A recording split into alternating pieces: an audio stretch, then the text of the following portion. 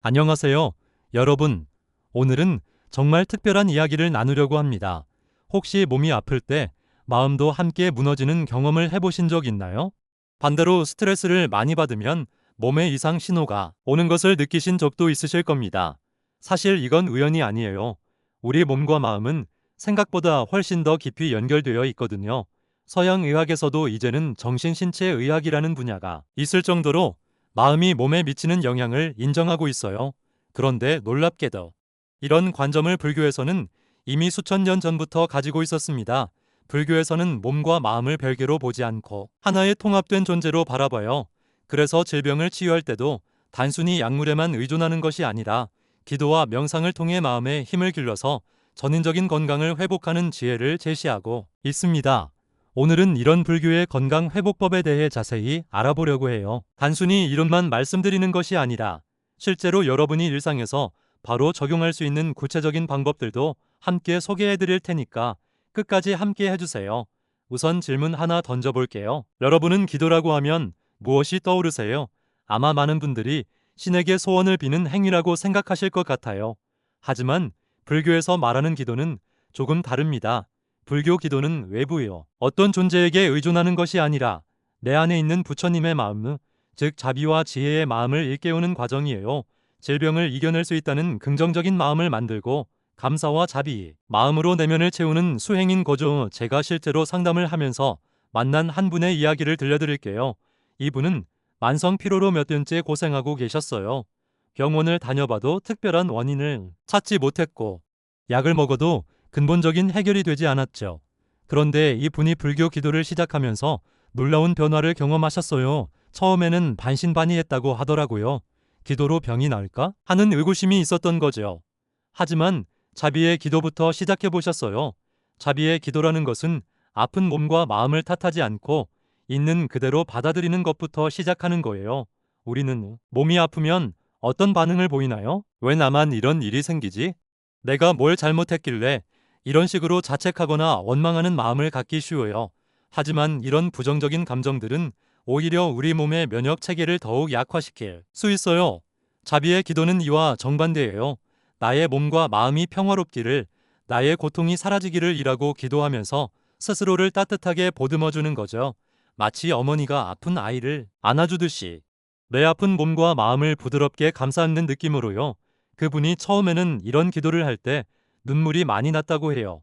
평소에 자신에게 얼마나 엄격하고 차가웠는지 깨달으면서요. 하지만 계속 이런 자비의 기도를 하면서 점점 마음이 편안해지는 것을 느꼈고 신기하게도 몸의 피로감도 서서히 줄어들기 시작했다고 하더라고요. 여기서 중요한 것은 과학적인 근거가 있다는 점이에요.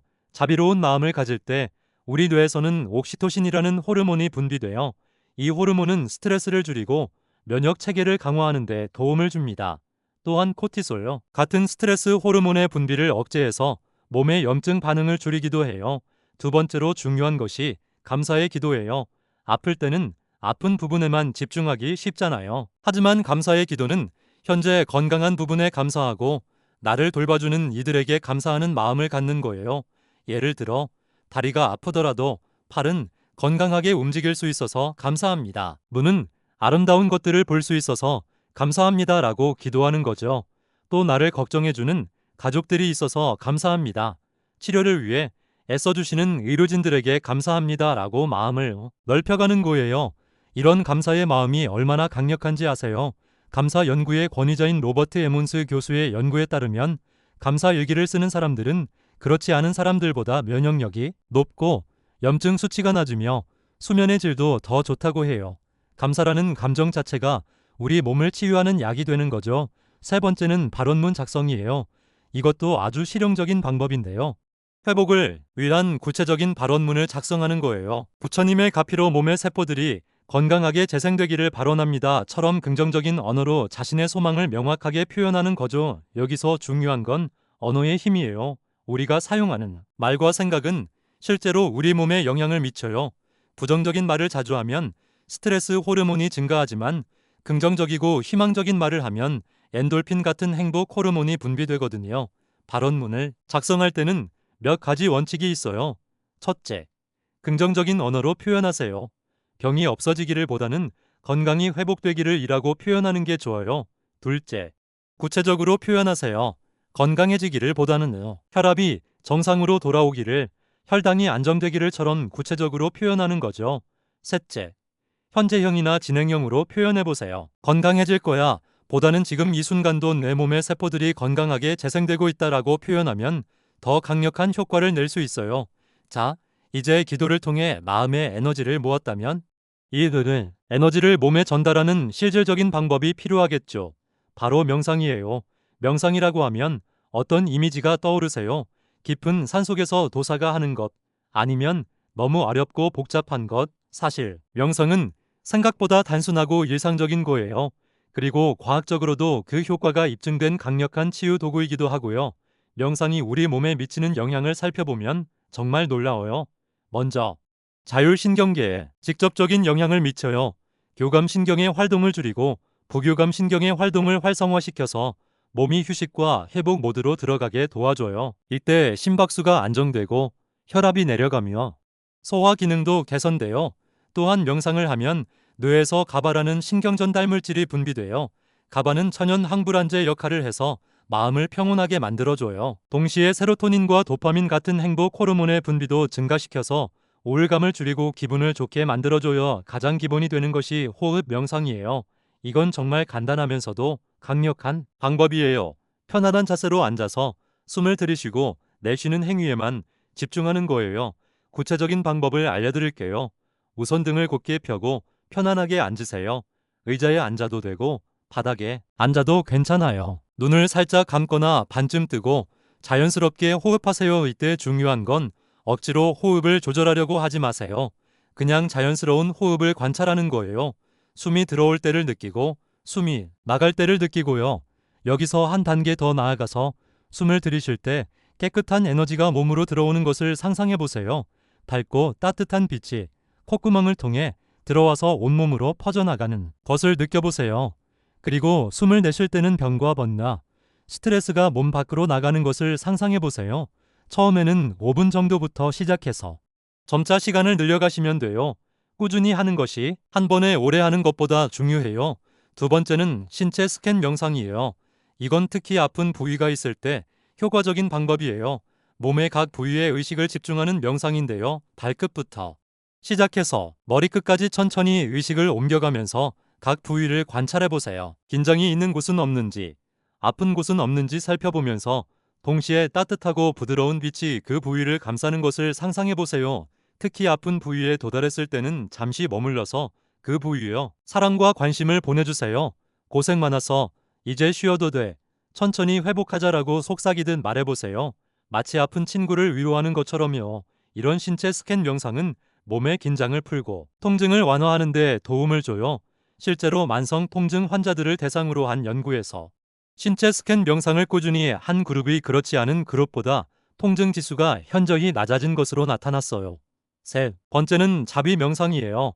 이건 자신뿐만 아니라 다른 모든 존재의 건강과 행복을 바라는 명상이에요. 우선 자신에게 자비를 보내는 것부터 시작해요. 나 자신이 평화롭기를, 나 자신이 고통에서 벗어나기를, 나 자신이 건강하기를 이라고 마음속으로 반복해서 외워보세요. 그 다음에는 사랑하는 가족이나 친구들에게 같은 마음을 보내보세요. 우리 가족이 평화롭기를, 우리 가족이 건강하기를 하면서요. 그리고 점점 범위를 넓혀가세요. 이웃들, 같은 지역 사람들, 같은 나라 사람들, 나아가서는 전 세계 모든 존재들에게까지 자비의 마음을 보내는 거예요.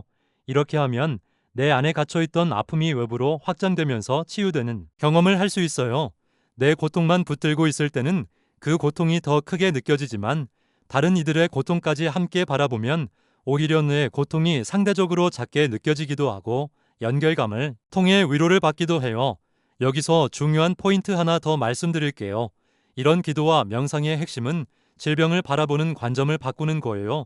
보통 우리는 병을 외부에서 온 침입자, 즉 제거해야 할 쪽으로 생각하잖아요. 하지만 불교적 관점에서는 질병도 내 몸의 일부로 받아들여요. 이게 무슨 말이냐면 병과 싸우기보다는 병과 함께 살아가는 방법을 찾는 거예요. 물론 치료는 받아야 하지만 마음만큼은 적대적이지 않게 하는 거죠. 내 몸이 지금 균형을 잃어서 이런 신호를 보내고 있구나. 어떻게 하면 다시 균형을 찾을 수 있을까? 라는 관점으로 접근하는 거예요. 실제로 한 연구에서는 암 환자들을 두 그룹으로 나누어서 한 그룹은 암과 싸우라고 격려했고 다른 그룹은 암과 평화롭게 지내는 법을 가르쳤어요. 결과는 어땠을까요? 놀랍게도 후자 그룹에서 더 나은 치료 성과를 보였다고 해요. 스트레스가 줄어들면서 면역 체계가 더 잘 작동했기 때문이에요. 그럼 구체적으로 일상에서 어떻게 이런 불교 건강 회복법을 실천할 수 있을까요? 먼저 아침에 일어나자마자 5분 정도 자비의 기도를 해보세요. 침대에 누워서도 할 수 있어요. 오늘 하루도 내 몸과 마음이 평화롭기를, 모든 존재가 건강하고 행복하기를 이라고 마음속으로 기도하면서 하루를 시작하는 거예요. 점심시간이나 잠깐의 휴식 시간에는 호흡 명상을 해보세요. 사무실에서도 지하철에서도 할 수 있어요. 단 5분만이라도 숨을 깊이 쉬면서 몸과 마음을 진정시키는 거예요. 저녁에는 하루를 마무리하면서 감사 기도와 신체 스캔 명상을 해보세요. 오늘 하루 건강했던 것들에 감사하고 피곤한 몸 곳곳을 따뜻하게 어루만져주는 거예요. 그리고 일주일에 한 번 정도는 좀 더 길게 30분에서 1시간 정도 명상 시간을 가져보세요. 이때는 발언문을 다시 읽어보고 새로운 다짐을 해보는 것도 좋아요. 여기서 한 가지 꼭 강조하고 싶은 것은 이런 불교 건강 회복법은 의학적 치료를 대체하는 게 아니라는 점이에요. 병원 치료는 받으면서 동시에 이런 마음의 수행을 병행하는 거예요. 그러면 훨씬 더 큰 시너지 효과를 낼 수 있어요. 실제로 통합의학이라고 해서 서양의학과 전통적인 치유법을 결합한 치료가 점점 각광받고 있어요. 미국의 많은 대학 병원에서도 명상이나 요가 같은 프로그램을 환자들에게 제공하고 있거든요. 제가 만난 또 다른 사례를 하나 더 들려드릴게요. 당뇨병을 앓고 계신 한 분이 계셨는데요. 혈당 조절이 잘 안 되어서 고생하고 계셨어요. 약도 먹고 식이요법도 하고 있었는데 스트레스 때문인지 혈당이 자꾸 올라가더라고요. 그래서 이분께 불교 명상을 권해드렸어요. 처음에는 반신반의하셨죠. 하지만 매일 아침 자비 기도를 하고 식사 전에 잠깐씩 호흡 명상을 하기 시작하셨어요. 그리고 잠들기 전에는 췌장에 특별히 사랑을 보내는 신체 스캔 명상을 하셨죠. 고마워, 췌장아. 지금까지 정말 수고 많았어. 이제부터는 무리하지 말고 천천히 회복해보자라고 말하면서요.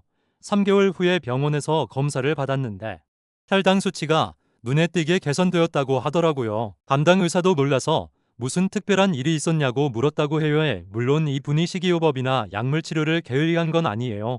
오히려 명상을 통해 마음이 평온해지니까 식이요법도 더 잘 지킬 수 있게 되었고 스트레스가 줄어들면서 혈당 조절에도 도움이 된 거예요. 이처럼 불교 건강 회복법의 핵심은 마음의 힘을 길러서 몸의 자연 치유력을 극대화하는 거예요. 우리 몸에는 원래 스스로 치유하는 능력이 있어요. 상처가 나면 저절로 아물고 감기에 걸려도 시간이 지나면 자연스럽게 낫잖아요. 하지만 스트레스나 부정적인 감정들이 이런 자연 치유력을 방해할 수 있어요.